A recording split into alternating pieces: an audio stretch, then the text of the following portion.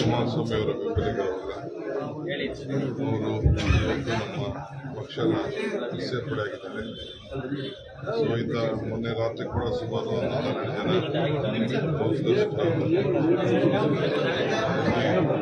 ಜನ ಸಾವಿರಾರು ಜನ ಸೇರಿದ್ದಾರೆ.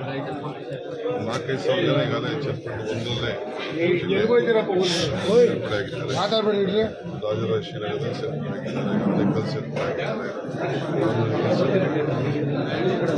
ಮಾರ್ಗಲ್ ಸೇರ್ಪಡೆ ಎಲ್ಲರೂ ಕೂಡ ಸ್ವಾಗತ ಮಾಡ್ತೇನೆ. ಮತ್ತು ನಮ್ಮ ಚನ್ನಪಟ್ಟಣ ರಾಮನಗರದವ್ರಿಗೆ ವಿಶೇಷವಾಗಿ ಮತ್ತು ಮಾಗನೂರು ಅವ್ರಿಗೆ ಹೇಳೋದು ಟೈಮ್ ವೇಸ್ಟ್ ಮಾಡೋದು. ನಿಮ್ಮ ಪಾಪ ನಿಮ್ಮ ಭವಿಷ್ಯ ಇಂಪಾರ್ಟೆಂಟ್.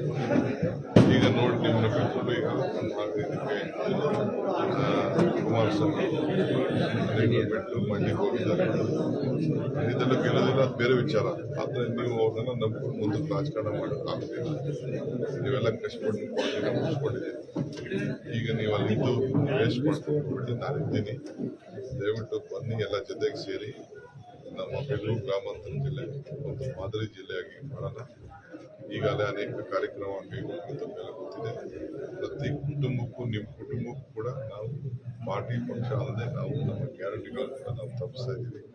ಇದೆಲ್ಲ ಗಮನದಲ್ಲಿಟ್ಕೊಳ್ಳಿ. ಇನ್ನು ಹೆಣ್ಮಕ್ಳಿಗೆ ಕಾಂಗ್ರೆಸ್ ಪಾರ್ಟಿ ಅಧಿಕಾರಕ್ಕೆ ಬಂದರೆ 1 ಲಕ್ಷ ವರ್ಷ ಕೊಡಬೇಕು ಅಂತ ತೀರ್ಮಾನ ಮಾಡಿದ್ದೀವಿ.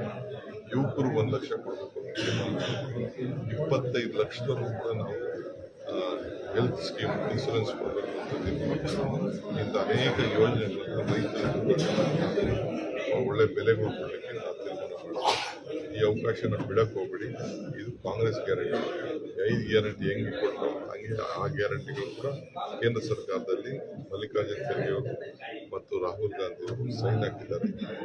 ಈ ಮಧ್ಯ ಮಲ್ಲಿಕಾರ್ಜುನ ಖರ್ಗೆ ಅವರು ಚನ್ನಪಟ್ಟಣಕ್ಕೆ ಬರ್ತಾ ಇದ್ದಾರೆ, ನಾನು ಹೋಗ್ತಾ ಇದ್ದೀನಿ. ಮಿಕ್ಕಿದೆಲ್ಲ ಕಡೆನೂ ಪ್ರಚಾರ ಮಾಡ್ತೀನಿ.